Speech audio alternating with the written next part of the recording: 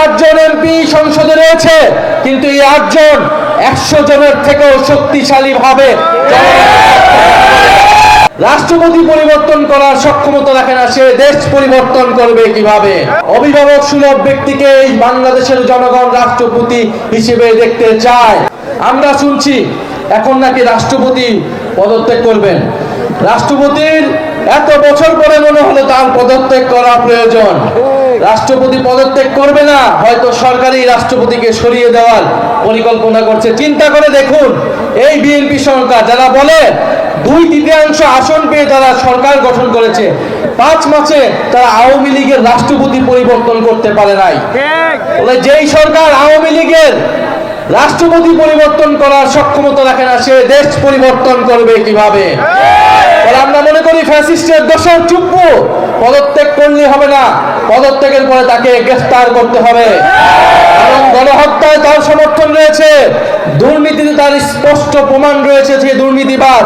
ফলে সেই ব্যক্তিকে অবিলম্বে অপসারণ করে তাকে গ্রেফতার করে বিচারের আওতায় আনতে হবে এবং একজন যোগ্য নিরপেক্ষ অভিভাবক সুলভ ব্যক্তিকে এই বাংলাদেশের জনগণ রাষ্ট্রপতি হিসেবে দেখতে চায়। আমরা দেখে পৃথিবীর কোন দেশ এই বর্তমান সরকারকে কোন ধরনের লোন দিচ্ছে না, ঋণ দিচ্ছে না, সহযোগিতা করছে না। চীন সফর করে এসেছে, শূন্য হাতে দেশে ফেরত এসেছে। কারণ এই সরকার সংস্কার বাস্তবায়ন করছে না, জনগণের ম্যান্ডেট 70% সেটা বাস্তবায়ন করছে না। এই সরকারের উপর থেকে সকল ধরনের আস্থা চলে যাচ্ছে।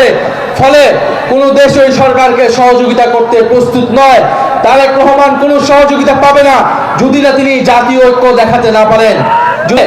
আমরা মনে করছি এই সরকার পরিবর্তনের সরকার নয়, পরিবর্তনের শক্তি নয়। পরিবর্তন চাইতে হলে, সংস্কার বাস্তবায়ন করতে হলে এনসিপি কে ক্ষমতায় আনতে হবে। এনসিপির 8 জন এমপি সংসদে রয়েছে, কিন্তু এই 8 জন 100 জনের থেকেও শক্তিশালী ভাবে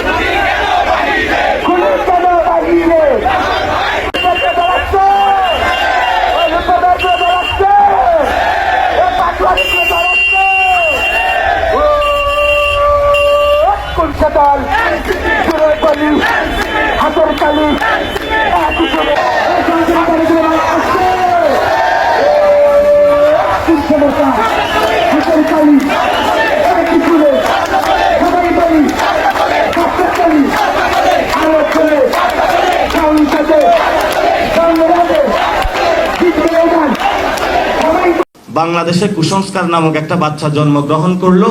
এই কুসংস্কার নামক বাচ্চার নাম হলো সংশোধন বাচ্চা। এই সংশোধন বাচ্চার হলো জন্মদাতা হলো সালাউদ্দিন আহমেদ। কথা বললে ওনারা গরম হয়ে যায়। তো আমরা বলবো এই যে জারজ বাচ্চা সন্তানটার জন্ম দিয়েছে সংশোধন যে কমিটিটা, এটার দিয়ে সংসদে তারা আরেকটা বাংলাদেশের সাথে গাদ্দারি করলো। ওই যে থাকে না, যদি একটা কুমড়া পচা হয় ওইটার সাথে যদি আরেকটা কুমড়ো রাখা হয় অথবা আরেকটা ফল রাখা হয়, সেই ফলটা হলো পচে যায়। তো এই পচা ব্যবস্থায় আইসা হলো তারেক রহমান হলো দায়িত্ব নিয়েছেন। আমরা মনে করছিলাম যে পচা জিনিসকে উনি পরিষ্কার করবেন, পরিষ্কার করে উনি হলো একটু নির্ভেজাল থাকবেন। এই গত 5 মাসে যেটা আমাদের উপলব্ধি হইল যে পচা ফলের সাথে উনি তো সেগুলোতে পরিষ্কার করলেন না, সেই পচা ফলের উপরে উনি শুয়ে থাকলেন। তো তারেক রহমান এবং তার যে হাওয়া ভবনের যে কিচেন ক্যাবিনেট এবং তার যে ভাই বেরাদার যে কোরাম রাষ্ট্র পরিচালনা শুরু করলো, সব পচা রোটেন অ্যাপেলগুলো একসাথ হইল। সংসদে তারা প্রথম দিনে একটা আকাম করে বসলো, নিয়ে আসলো হলো চুপপুরে। সবাই হলো বিরোধিতা করলো এবং বলল আমরা হলো ওয়াক আউট করব। সেই বিষয়ে তারা কর্ণপাত না করে সেখানে চুপ্পুকেই তারা রাখলো। এরপরে তাদেরকে বলা হলো যে বাংলাদেশে একটা বড় বিষয়, সেটা হলো সংস্কারের বিষয়। এটা নিয়ে অনেক এটা নিয়ে অনেক পর্যালোচনা হয়েছে সংস্কারের বিষয়ে। পরে লাস্ট পর্যন্ত বাংলাদেশে কুসংস্কার নামক একটা বাচ্চা জন্মগ্রহণ করলো। এই কুসংস্কার নামক বাচ্চার নাম হলো সংশোধন বাচ্চা।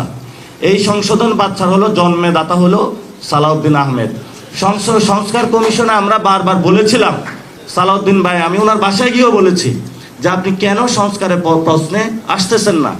বলল যে সংস্কারের পক্ষে যদি আমি আসি তাহলে যে সরকার, এই সরকার তো হলো আমরা চালাইতে পারবো না, সরকারের কাছে ক্ষমতা থাকবে না, কিছু ক্ষমতা চলে যাবে বিরোধী দলের কাছে, কিছু ক্ষমতা চলে যাবে মিডিয়ার কাছে, কিছু ক্ষমতা চলে যাবে হলো বিচারালয়ের কাছে। তো আমি বললাম এটাই তো হলো বাংলাদেশ, আপনি তাহলে বাংলাদেশের এটা বিরোধী কোন জিনিসটা নিয়ে আসতেছেন? যেভাবে আছে বাপদাদারা চালাইছে এভাবে হলো চালাইতে হবে। তো বাপদাদারা যদি এভাবে চালায় থাকে তাহলে গত 31 দফা দিয়ে 17 বছর ধরে মানুষকে ভেলকিবাজিগুলা কারা দেখাইলো? কথা বললে ওনারা গরম হয়ে যায়। তো আমরা বলবো এই যে জারজ বাচ্চা সন্তানটার জন্ম দিয়েছে সংশোধন যে কমিটিটা, এটার দিয়ে সংসদে তারা আরেকটা বাংলাদেশের সাথে গাদ্দারি করলো। এখন এইভাবে এটা এত পচে গিয়েছে, এই পচা জিনিস নিয়ে আমাদের আর কোনো কথা বলার প্রয়োজন নাই। তারেক রহমানের যেই স্বপ্ন বাস্তব মানুষের আকাঙ্ক্ষার জায়গায় তারা ছিল, এটার হলো এক্সপায়ারি ডেট হয়ে গিয়েছে। এই জন্য যে এক্সপায়ারি ডেট নিয়ে যে প্রোডাক্ট, এটা আসলে বাংলাদেশে চলে, বিদেশে এটা চলে না। আমি বিদেশে গিয়েছিলাম, সকালবেলা যে প্রোডাক্টটা এসেছে এটা যদি 2 দিন পরে এক্সপায়ারি ডেট হয়, সেটা যদি কোনো সুপার স্টোরে রাখা হয় তাহলে তাদের লাইসেন্স বাতিল করা হয়। আর বাংলাদেশে হলো আমরা যেই খাদ্যদ্রব্য গ্রহণ করি অধিকাংশ হলো এক্সপায়ারি ডেটের, 10 গ্রামের জায়গা হলো 6 গ্রাম দিয়ে রাখে এবং তারা হলো সগৌরবে প্রচার করে আমরা বড় ব্যবসায়ী। প্রিয় তারেক রহমান, আমরা আপনাকে সরকারে আরো 5 বছর রাখতে চাই। গুলশান অফিসে আমি হাজিরা দিয়েছি, আগেও আজকেও দিলাম, এই ধরনের ব্যবসায়ীদের নিয়ে আছি। এখন যাদের নিয়ে আমরা আছি তো পুরাটাই নষ্ট, তাহলে কোথা থেকে শুরু করব? কোথা থেকে শুরু করতে হবে? সেটা হলো আমাদের এই কুসংস্কার থেকে বের হয়ে সংস্কারের যাত্রায় বিসমিল্লাহ। ঘাটে ঘাটে জুড়ায় জুড়ায় কোনায় কোনায় চুরেরা বসে আছে, এই জন্য এই সংকটগুলো দিন দিন বৃদ্ধি পাচ্ছে। বৈধ লাইন যে নিয়েছে সে গ্যাস পায় না, আমার বাঁকা পথে চুরি করে যে লাইন নিয়েছে ও ঠিকই গ্যাস পায়। ওখানে গ্যাস যায় কিভাবে? সবাই গ্যাস পায়, আমাদের অসুবিধা নাই। আমরা এটাই চাই, সকল নাগরিকের এটা পাওয়ার অধিকার আছে, কিন্তু সেইটা বৈধভাবে যেতে হবে। সেটা চুরি করে কেন? এই চোরদেরকে সাহায্য করে কারা? কেউ না কেউ এর পিছনে এই চোরদেরকে সহায়তা করে, গডফাদাররা আছে জায়গায় জায়গায়।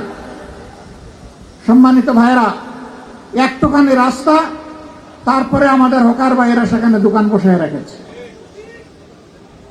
কেন তাদেরকে এইখানে বসতে হবে? হ্যাঁ, তাদের রুজি রোজগারের অবশ্যই প্রয়োজন আছে, তাদেরকে সম্মানজনক জায়গা তৈরি করে দেয়া হচ্ছে না কেন? চলাচলের রাস্তা কেন তাদের হাতে তুলে দেওয়া হয়েছে? কে তুলে দিয়েছে? দাগ কেটে কেটে কে ওদের কাছে এগুলা বিক্রি করে? আপনারা সব জানেন না এগুলা? অবশ্যই জানেন। এটা নিরসন করার দায়িত্ব সরকারের। আপনাদের হয়ে সংসদের ভিতরে আমরা চিৎকার দিয়ে কথা বলেছি যেগুলার আমরা সমাধান চাই।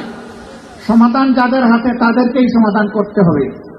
তারা যদি সমাধানে হাত দেন জনগণ, আমরা তাদেরকে সহযোগিতা করব ইনশাআল্লাহ। কিন্তু হাত যদি না দেন, এই বোঝা যদি আরো ভারী হয় তাহলে একসময় বোঝা গিয়ে তাদের গাড়ে পড়বে ইনশাআল্লাহ। সম্মানিত ভাইয়েরা, আজকের সাবজেক্ট এটি নয়। আমি কার্যত দুঃখ প্রকাশ করতেই দাঁড়িয়েছিলাম যে ওই সময়টা যে আমি সাথে সাথে রেসপন্স করতে পারি নাই, পরে এসেছি, আস্তে আস্তে অনেকটা সমাধান হয়ে গেছে। তারপরে আলহামদুলিল্লাহ ওই পানি চলে গেছে। কিন্তু পানি যে আবার আসবে না তার কোনো গ্যারান্টি আছে? কারণ নদী না, এইখানে নালা নর্দমা যেগুলো আছে, ড্রেন যেগুলো আছে, অবস্থা তো যা ছিল তাই রয়ে গেছে। আমাদের লোকেরা সাময়িক কিছু কাজ করে একটু পরিষ্কার করে দিয়েছে, এটা তো সাময়িক উপশম, এর স্থায়ী সমাধান হতে হবে ইনশাআল্লাহ। আমরা লেগে আছি, আপনারা দোয়া করবেন। আজকের বিষয় হচ্ছে জুলাই 24। জুলাই এসেছিল এই দেশের জনগণকে খুন, গুম, হত্যা, দর্শন এবং আয়নাগর থেকে মুক্তি দেওয়ার জন্য। বহু রাজনীতিবিদ একসাথে জেলে ছিলাম। 24 সালের নির্বাচনের নামে যে প্রহসন হলো আমি আর দামি, সেই সময় আমরা জেলে, বিএনপির সিনিয়র নেতৃবৃন্দ আমরা একসাথে। নির্বাচন যখন হয়ে গেল, জানুয়ারির 7 তারিখ না 4 তারিখ ভুলে গেলাম, 7 তারিখ, এই নির্বাচনের পরে সবাই আমরা একসাথে বসলাম, আমার রুমেই বসলাম। কি করা যায়? অনেকের কণ্ঠে হতাশার সুর, কিছুই হবে না, ওরা 41 সালের কথা বলেছে, ওই পর্যন্ত মেরে কুটে ওরা থাকবে, আমাদেরকে দীর্ঘমেয়াদী পরিকল্পনা নিতে হবে। সবাই হতাশ। আমি বলেছিলাম লা তাকনাতু মির রাহমাতিল্লাহ, আল্লাহ তাআলার রহমত থেকে হতাশ হওয়ার কোনো কারণ নেই। আশাবাদী হন, শক্তিশালী হন। নেতারা জেগে থাকলে জনগণও জেগে থাকবে ইনশাআল্লাহ। আপনারা হতাশ হলে জনগণ ভয় পেয়ে ঘরে ঢুকে যাবে। আমরা তখন জানতাম না জুলাই এদেশের মানুষের মুক্তির পয়গাম নিয়ে আসছে, এটা আমরা জানতাম না। আমরা অবশ্য জুলাইয়ের আগেই জেল থেকে একে একে বের হয়ে গেলাম। তবে আমার সৌভাগ্য হয়েছিল সবার চাইতে বেশি সময় জেলে থাকার। এটি আমার সৌভাগ্য। ফ্যাসিস্ট সরকার 3 বার আমাকে তাদের আমলে জেলে নিয়েছে।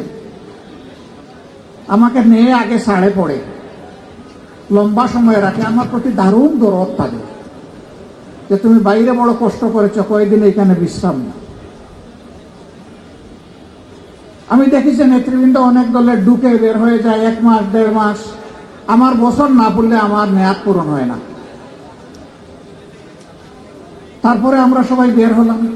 ওরা ধারণা করলো আমি নির্বাচন তো করেই ফেলেছি, আরো 5 বছরের বুকিং হয়ে গেছে, এখন এগুলাকে একটু ছেড়ে দিই। বাইরে আসলাম, আলহামদুলিল্লাহ অবস্থা পর্যবেক্ষণ করতে লাগলাম। মনে হলো একটা গুমট আবহাওয়া সমাজের মধ্যে তৈরি হয়েছে। সমুদ্রে যখন গুমট আবহাওয়া তৈরি হয়, তার পরবর্তী পরিণতি হচ্ছে একটা ভয়াবহ জলোচ্ছ্বাস অথবা ঘূর্ণিঝড়। মনে হচ্ছিল একটা ঘূর্ণিঝড়ের প্রেক্ষাপট তৈরি হয়েছে। আলহামদুলিল্লাহ জুলাই ছিল সেই ঘূর্ণিঝড়, যেই ঘূর্ণিঝড় ফ্যাসিবাদকে তছনছ করে দিয়েছে। এমনকি ওদেরকে সাতু বানিয়ে বাংলাদেশেও থাকতে দেয় নাই, এখান থেকে অন্যত্র উড়িয়ে দিয়েছে। এখন তারা ওখান থেকে মাঝে মাঝে একটু বাপ সাপ দেখায়, এই চলে আসলাম। আমার গোনামতো 13 বারের ক্যালেন্ডার ফেল করেছে, এখন 14 নম্বর বার আগামী ডিসেম্বর। এদেশের যুব সমাজ তৈরি হয়ে আছে তোমাদের গলায় ফাঁসির রশি পরানোর জন্য। আসো, ফিরে আসো।